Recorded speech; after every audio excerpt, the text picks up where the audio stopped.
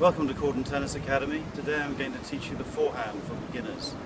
There are 7 sequences to the forehand. The first sequence is stance. So I'm left-handed, but if you're right-handed, you hold your left hand in your non-dominant hand and then your right hand the grip, continental grip, like shaking hands with a racket or knocking a nail onto the wood. So stance, grip. The third sequence is turn and pivot. So stance, grip, turn and pivot. The fourth sequence is racket back and down. So stance, grip, turn, pivot, racket back and down, and then the fifth is adjust your steps, and then contact, follow through.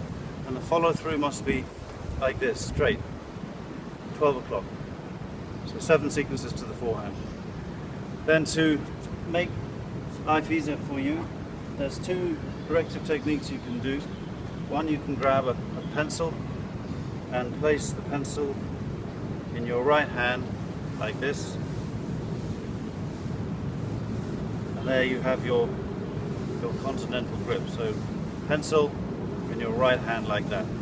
That's very good to get the grip right. So stance, grip, turn and pivot, racket back and down, adjust the steps, contact, follow through.